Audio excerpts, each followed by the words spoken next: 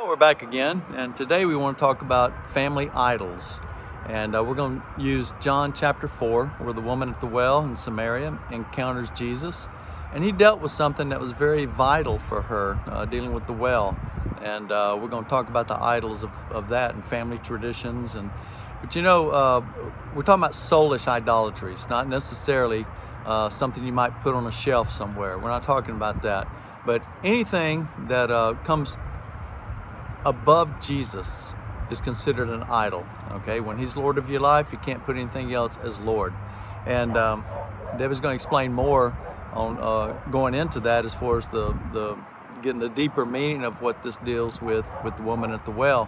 But we want to encourage you to be open, and maybe the Lord will just touch you on certain areas of your life that you might have some idols in your life. It could be reputation, it could be tradition, it could be many things that we're going to mention. Okay, so just think about these things. Okay. Yes, and the idols we're going to be talking about, we don't always recognize them as idols because they were things in our family that were highly esteemed, highly valued. They became like almost life sources, survival skills that we developed that got passed down to us from generation to generation. And what set us on this course of thinking was thinking about Jacob and Rachel and Leah when they left Laban in his area. Rachel went into her father's house and she stole the family idols. And the Lord started speaking to me about family idols. He started showing me that we all have family idols because it's not, like Joe said, a statue that we're doing. It's what our families esteemed as valuable and life preserving. So it's ways of thinking. It's that drives us, And these are not necessarily, they're not bad things. They're good things. But they are... Well, they could be good things. Well, they're good bad. things, yeah. Usually out of balance. They're good things Right. that we are enslaved to. Like we can have our children as an idol. Our children are not bad things. Our spouse are not bad things. These are all good things. And it's most time it's very praiseworthy when we serve these good idols. Society praises you. Your family will praise you when you're serving good idols. Be a slave to a good idol. You're actually considered successful when you do it well. But actually, it's very tiring. It's very taxing, and you're afraid to even rest because that you feel like if you don't, everything's gonna fall apart. So these are family idols, that we serve. So when like Joe and I got married, okay, I bring into our marriage my family's idol, and he brought into our relationship his family's idols, and then it became an area of conflict because we come from very different families, almost different cultures. Because my family, even though American, we're in Brazil so much, so we have so much of that culture also in our family. Plus, I was a missionary family, he was a military family, so it's like very different. And so when I'm serving my idols, because it's like Jesus said, it's a yoke that's heavy. It's a burden that's heavy. It's hard. It's heavy. That's why Jesus invites us to come to him, because his is light. His is easy, because he's right there with us, giving us his power and his life to serve him. But when we're serving our idols, it's heavy. It's hard. So I want Joe to help me with my load, with my task. And I'm saying, if you love me, you would come over and help me with my idols. And he's looking at me like, you crazy.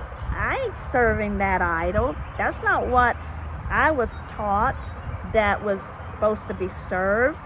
And then he's doing the same thing, wishing for me to come over and help him serve his idols. And I'm looking at his idol and I'm going, you ain't going to get me to serve that idol. That's a ridiculous idol, And then we start fighting because we're disrespecting each other's, idols.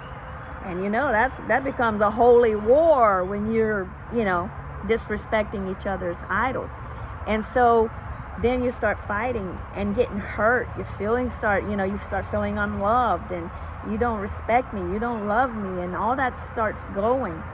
And the Lord started showing us that the only way to make a marriage work is if we will recognize these idols that our family, like we start thinking, it's like, okay, my family, our idol was hard labor, hard work, and it was like, if you worked hard, you put in your share of labor, you're good, you're praised, we admire you, you're doing good. But if you were lazy, if you just wanted to read, sit around, we didn't have TV growing up, but play games and stuff like that, no, you're bad, you're lazy. And then, in Joe's family, being military, it was all about punctuality, about being organized, place for everything so detailed and all that. And me and a missionary family, it's like, what? There was no way we didn't even follow a clock. When you're canoeing for hours to get to a place, you don't know what time you're going to arrive there. The meeting's going to start when you arrive, right? When everybody else arrives. You don't know what everybody has to go through to get to a place. Place for everything? You kidding me? We didn't even have nothing. We didn't have closets, drawers, anything. We put anything where it could go. So I'm looking at him like, you're crazy. And he's looking at me like, you're crazy, right? And I'm saying, you need to come over and serve my idols. And he's saying, no, my idol's better. You need to come over and serve my idol. And in reality, both his way has good things to it, and my way has good things to it. But we couldn't see that because we were so a prisoner, a slave to our idols.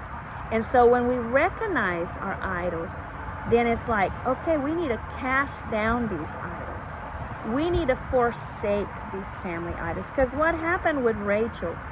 She died because of those idols. The Bible says she died giving childbirth.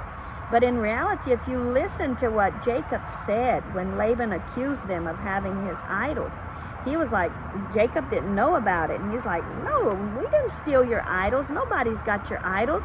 And he said he was so sure that they didn't have his idols that he said, whoever you find them with, you can kill that person. That person must die. Well, they didn't find them on Rachel, but the words that Jacob spoke declared, already gave her a death sentence. And she died giving birth to Benjamin. So what did that happen? It destroyed that family, destroyed that relationship, brought total destruction into that relationship. Joseph and Benjamin had to grow up being raised by the other women of the household and not their own mother, and so all those problems start. So that's what happens if we insist on either, Joe could give up his idols and come serve mine. Will he be happy? No. I could give up my idols and come serve his. Would I be happy? No. We would feel unjustified. We would feel subjugated, But if Joe and I come to the conclusion together, okay, I can see this. I can see where I need to, cast down this idol. And I need to, Jesus wants us to come to him, to serve him. And so we're going to do this in two parts, because now I'm going to go into the part about the woman at the well. But I want to encourage you, start thinking about, okay, what were the family traditions? What were the things that I could see that if I did well, my parents applauded? Was it like education, like you were a good all A students and you got very applauded?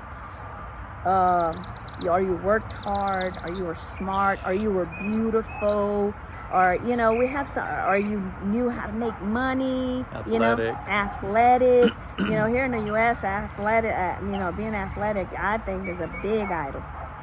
But and then, or you might have been that child that didn't succeed very well in serving the family idols, and you could tell that you weren't very approved and you weren't like the favorite and stuff, and it hurt because you were wishing to please your parents and you didn't get to, because you weren't born with all the giftings to serve that idol so well like maybe another sibling was born to serve. And so I want you to start thinking, what are my family idols? Because then we're going to go into the second part of this message about Jesus's encounter with the woman at the well and dealing with her idols. Okay, so look for it next time. Okay, and as always, be blessed and keep your eyes on Jesus.